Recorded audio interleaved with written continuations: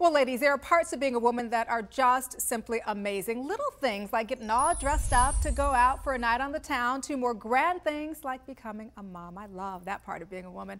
But being a woman also means sometimes enduring the big changes our bodies go through, especially that one big change, menopause. These days, more women are talking openly about the menopause symptoms they're experiencing, but often women may not even know that's what they're feeling and that it's simply a part of their body changing. And so today, as part of our ongoing My Wellness series, gynecologist Dr. Richard Conlon is joining us this morning with his insider's guide to menopause and some tips on how to comfortably cope with the symptoms. Dr. Conlon, good morning. Good to see you. Good morning, Danielle. How are you? I'm good, thank you. Doctor, what exactly is menopause? Well, menopause classically would be described as when you have stopped having your cycles for 1 year. It is the cessation of ovarian function, the decreasing of estrogen production. Okay. But the symptoms can vary quite a bit. Many of them will include insomnia, hot flashes, mood swings, weight gain, lack of energy, depression in a very mild form. And the average age being the onset of somewhere between 48 and 52. Okay. And the other thing that I was startled to read is that sometimes it can start as early as in your 30s?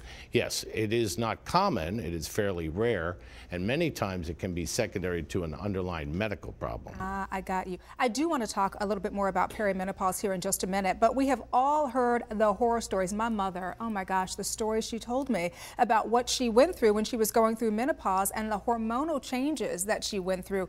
Is it always an uncomfortable experience? There's a great deal of variety in the type of symptoms, the timing. For most people, there's a mild to moderate amount of discomfort. For some very fortunate people, they have no symptoms, an occasional hot flash for a few months, but for others, it can be quite devastating to their lifestyle. Why do some women experience these kind of hormonal changes earlier than others? Well, if you mean like as in their 30s or in the perimenopausal time, every month when you cycle, the ovary makes a different egg and a different level of hormone. Okay. So there's a great deal of variety throughout that. In the younger women, it can be secondary to maybe exposure to chemotherapeutic agents if they had significant diseases in the prior to 30, whether they have thyroid problems or chronic illnesses through childhood that have manifested all the way up into their adult life. You know, it's interesting because we actually spoke to a woman who's struggling to cope with her own symptoms of menopause, and this is Terry's story. And the thing is, we have a feeling that it just might sound very familiar to many of you out there watching this morning. Let's take a look. About 45, 46 is when the symptoms started, which was you're tired, you're foggy. I had places that itched constantly, like right here on my chest was a constant itch, although there was no rash or anything. Had hot flashes, just miserable. Very short temper, could get set off very easily, which was very unlike me. I'm usually pretty laid back. And unfortunately, I had a 4-year-old son who was going through potty training. So menopausal mommy and a potty training child don't go well together. So I went back to my OB/GYN and she prescribed a synthetic hormone. And it helped a little bit, but it didn't help. I still was not feeling good. I wasn't myself at all. Also, a friend of mine had been to an endocrinologist, and so she suggested I go to a hormone doctor. Did a bunch of blood work, and it came back, and I realized I had absolutely no estrogen whatsoever in my body at all. So he then prescribed bio-identical hormones. No estrogen at all. Wow, incredible. Well, when we come back, we're going to find out what helped her. It's a solution that may help many women out there who are dealing with symptoms of menopause and perimenopause, so don't go away.